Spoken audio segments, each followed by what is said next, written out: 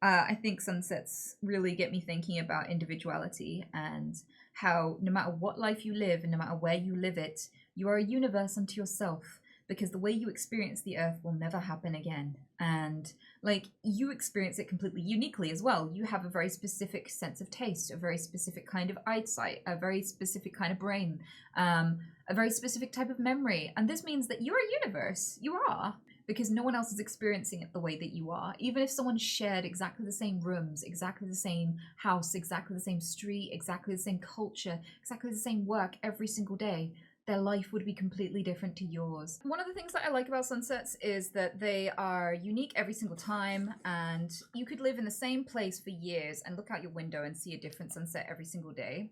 But also, there are so many planets out there, even the ones that could potentially harbor life, that have very similar skies every single day. Like Mars doesn't have very much weather.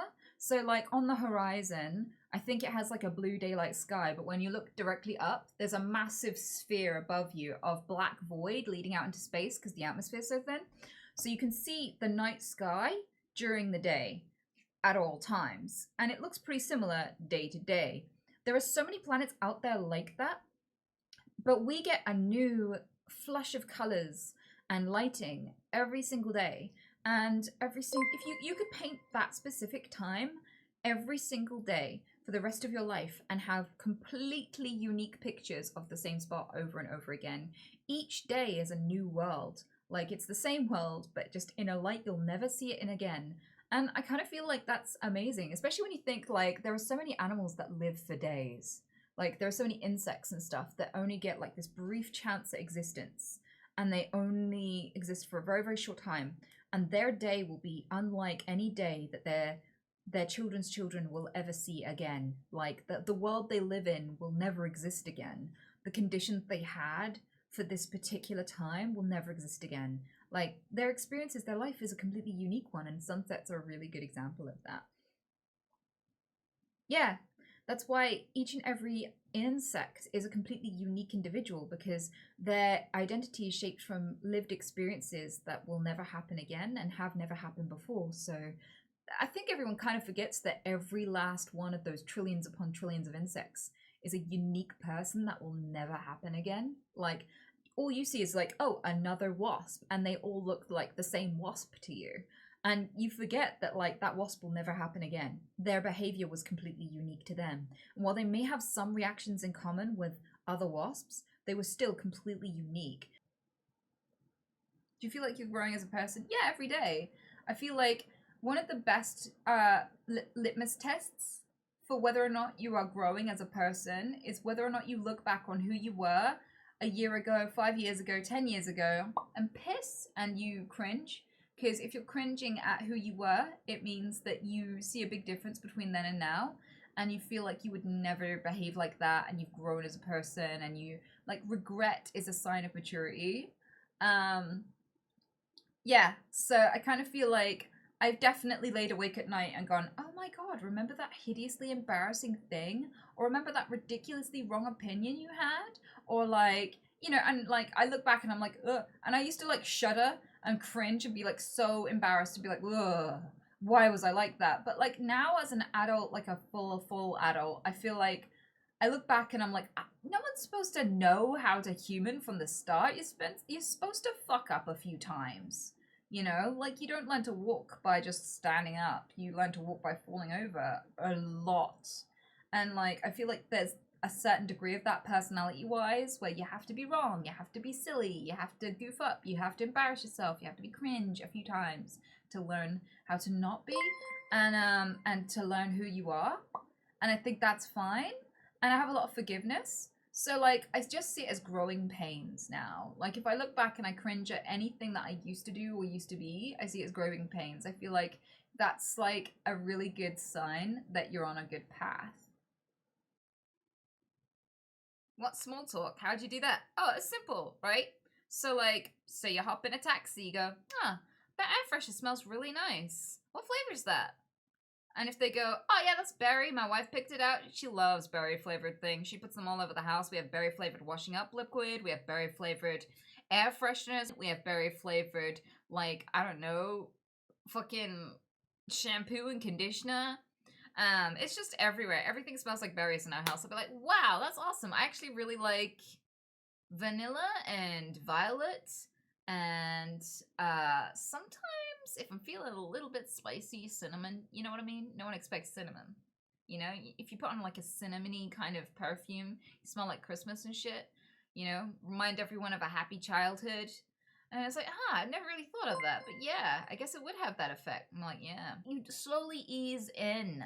You ease in. You get deeper and deeper the more they respond, right? So you'd start with something innocuous that you're mutually experiencing. That's very obviously small talk, right? What makes it obviously small talk is it's an observation that didn't need pointing out. Okay, that's how you start. Something stupidly obvious that you're both experiencing.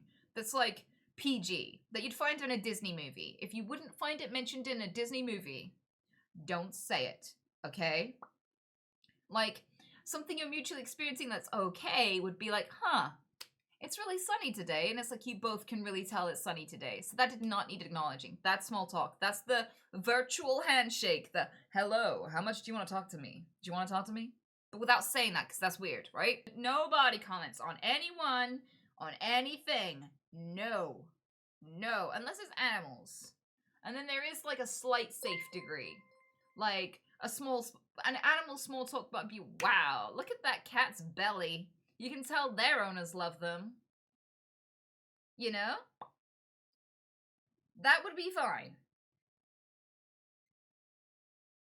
But like, you've got to preempt, like, you never know, we might be driving past this taxi driver's cat. So you can't be like, whoa, look at that fucking, that cat is fat. Someone needs to arrest their owners. Because it might be like, oh, yeah, that's my tabby, had her 20 years. And then you've got to stay in that metal car. You've just got to stay in that little metal box with them. With that little awkward silence. For as long as this journey takes. And that would be bad. See what I mean? Small talk. It takes finessing. What are other small talk starters? Right, I'm quite creative with mine, but the stereotypes are the weather. Like, oh, it's fucking pissing it down today, ain't it? Like, I ain't seen weather like this since last April. Right, that would be fine. Right? Or like, another one is, when will they ever fill that pothole? Honestly. You want an open, like something that nobody would be offended by. Literally no one. Okay? No one. No, it'd always offend people, got it. Well, if you want to die alone, sure, you could speedrun it.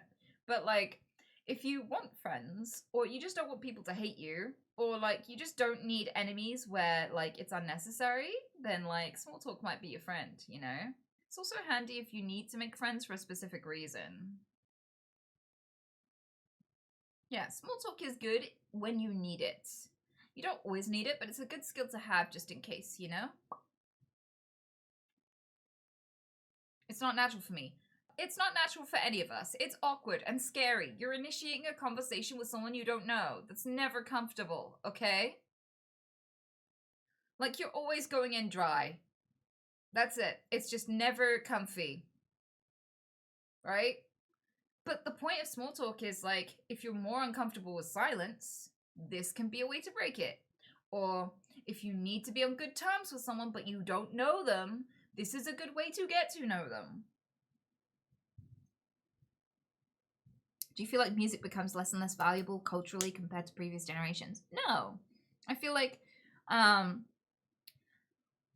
more we progress as a society, the more technology and instruments and the more multicultural we become. Like, the more likely that you are able to make some subset of music that's completely unique to you, the more diverse it becomes. The more amalgamations of multiple different cultures, histories, and genres get to be mixed together to make something new. That's fucking beautiful. Musical movements used to progress so slowly over hundreds of years. I mean, look how long classical music was like a popular form of music, right? But now, types of music flip by in less than a year because something new comes along, new comes along. And that's creative. That's beautiful. That's amazing. It means that we're unlocking the potential of so many more musicians so much faster. and we're like accelerating what we're capable of creatively as a species, and I love that, and I think that's something to be celebrated. I don't think that it's bad that it's diversifying. I don't think it's bad that it's transient and that people are getting bored of it quickly, because we're just acknowledging potential and upgrading faster, and that's kind of cool, and I celebrate that. I think that's amazing. And I feel like I had a friend yesterday who said that he is a jam sexual because he likes a little bit of everything. And I thought that was such a beautiful way to put it. More and more of us are eclectic in our tastes in music. Like me, I like all different kinds of music, right?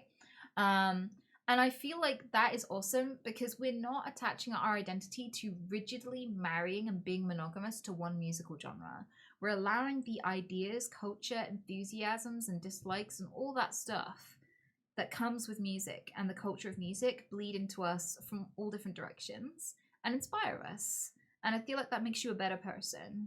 Like if you stay on one track in one neighborhood with one belief system and one certain type of friends, right, you become stupid. It stagnates you. You don't learn. You don't grow. The fact that we have fast-paced, all different kinds of music becoming popular and people are open to all different kinds of creativity is cool. It's an open-minded generation who are happy to see the beauty in way more different things than previous generations. I don't feel like you have to commit purely to a specific type of music to be a specific type of person. I feel like the gatekeeping is weakening, definitely, and that's a good thing. A really, really good thing. Because like when you mix yellow and blue, you get green. And I feel like we've had some very primary colors when it comes to artistic movements, and that now we're more open to blending all these different likes together. We're going to get way more unique shit, and we're going to progress artistically and come up with so many more unique ideas. And I look forward to it. It's already happening, and I'm excited to see what comes next. I feel like the most beautiful thing that we do, we haven't yet done, which is that we are a creature that is not just capable of spawning life, but also manipulating life and manipulating genetics. We selectively breed animals all the time in order to make them better at the things they love doing and to harbor joy in doing things, usually selfishly at the moment, and that's pretty shit. But like, the thing is, we are going to be capable very soon of interplanetary travel. And when we get out there, we're going to be capable of terraforming, which means that quintillions of lives from here to the end of the universe could exist in places they never would have existed before if we reach that point, right? I think one of the most amazing things that humanity is ever going to do is terraforming, right? But also, just by loving, existing, and enjoying life, we also do something immensely important. Because we're just little bits of universe enjoying our existence and being aware of ourselves. Like, we are all just bits of borrowed universe. We are the universe observing itself. And every time we enjoy that, every time we marvel at that, we're doing the most important thing in the universe, the rarest thing in the universe, just by being self-aware and loving that. And being self-aware in one specific way that will never happen again, which is you. So I don't think consumption is what makes us awesome. I think it's consciousness. And I think consciousness is something that doesn't just exist in us, but many other species on this planet. And that every time that happens, it's the rarest thing and the coolest thing, and the most significant thing that has ever fucking happened. For the billions upon billions of light years of space we've observed, we still can't find other life. It's rare, and it's the brief windows of time where bits of gas and stone and minerals and just random shit in the universe gets to know it exists and enjoy its own existence, is when it's us. And I think that's the most important thing we do right now, and then the most important thing we'll ever do is give that opportunity to more little bits of universe as we expand ever outwards. When we imagine gods, we imagine them creating the Garden of Eden. We imagine, like, in the beginning, God supposedly made a paradise with no predation, where the lamb laid with the lion. When we picture the apex of what power would be, we imagine creating a place where no one has to suffer and everyone can enjoy everything together. Where you can wander around naked and never fear any harm, where you don't have to suffer to exist and love your existence. And we're going to be capable of designing that world one day ourselves. We're going to reach that level of power if we can just survive this very primitive stage. And I think that's beautiful. So every time we keep us moving forward as a species and moving more towards an ethical and kinder and more scientifically advanced level of our or iteration of our own existence, we're moving towards the most important thing we'll ever do. When I was a little girl, around the age of 10, I was stood at a bus stop with my mum, and there was a man, and he stood in dog shit. And that was, he didn't know it, I didn't know it, but him stepping on that turd was actually one of the most terrifying moments of my existence. It made me question the nature of reality and my place in the universe. Because he started wiping the dog shit off on the corner of a church. Like on the corner of the church building where the walls go like this, right? Where they go like this. He was wiping the dog shit off on the corner of the church. And his girlfriend went, "You can't do that. It's a church. Like, you can't do that. Like, what if God gets mad at you?" And he was like, "There is no God. Don't worry about it. If there's a God, look at me. If there's a God, may he strike me down now." And at that precise second, before the W of now even left his lips, a bird shat on his head. And I looked at my mom, and my mom looked at me, and we looked at the sky like, whoa. And there are little moments like that where I'm like, though. But mostly, I'm relatively sure we're real. But also, I just don't think it matters, because whether it's real or not, here's the thing. Think it through. If we're in a simulation, why do we make simulations? Why do we make computer games? Why do we make unrealistic shit like soap operas? Because we want to escape from reality. So if we are unknowingly in a simulation, it's because whatever is real is worse. It's because someone created this as a way to retreat from reality. So if this is a simulation, you're supposed to enjoy it. You're supposed to live up to the challenge, right? Because whatever the fuck's out there, they made this place so you could forget it and be happy and get away from it for a sec. So if it turns out this is a simulation, dude, don't question it. Just enjoy it.